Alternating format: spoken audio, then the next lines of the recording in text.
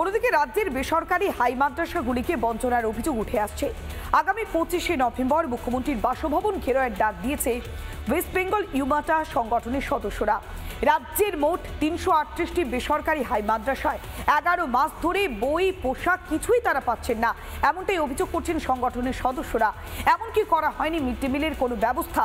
স্কুলের নির্মাণ কাজ থেকে শিক্ষকদের বেতন সপ্তাহে বকেয়া রয়েছে। সমস্যায় পড়েছে মালদার 42টি মাদ্রাসা। ইংরেজ বাজারে বৈঠকে বসে সংগঠনের সদস্যরা তারা কড়া ভাষায় জবাব দিয়েছে। দাবি দেওয়া না মেটালে কালীঘাটে মুখ্যমন্ত্রীর বাসভবন ঘেরাওয়ের হুঁশিয়ারি দিয়েছেন সংগঠনের সদস্যরা। যে এই মাদ্রাসাগুলো অনুমোদন পেলে সরকারি সুযোগ সুবিধে যেমন করে আরও দুটো স্কুল পাচ্ছে, আরও দুটো মাদ্রাসা পাচ্ছে অনুমোদিত, সেইভাবে পাবে। এই 11 মাস কোনো বেতন নেই। কতজন টিচার আছেন? 338 প্লাস 10, 3880। আগামী দিনে সে পশ্চিমবঙ্গের মানুষই তার ফয়সালা করবে।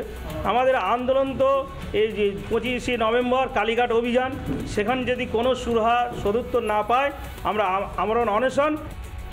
শিক্ষা ব্যবস্থায় যেভাবে মানুষকে সহযোগিতা করছে, এখন এটা কি সব টেকনিক্যাল প্রশ্ন আছে সেটা যারা সরকার আধিকারিক তারাই জবাব দিতে পারে।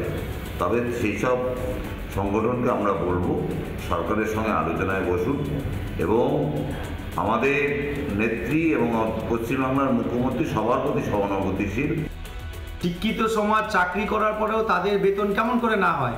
শিক্ষিত সমাজ বাচ্চাদেরকে প্রতিশ্রুতি দেওয়া হয় সেই স্কুলে জামা পত্র জুতা কেমন করে না যায়, তার সম্পূর্ণ ব্যবস্থা মমতা ব্যানার্জি অবরুদ্ধ করে রেখেছেন, যার জন্য তাদেরকে তো সেই ফল ভোগ করতেই হবে।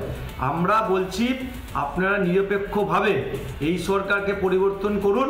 ভারতীয় জনতা পার্টি সরকারে আসলে যা যা বলবে তাই তাই হবে।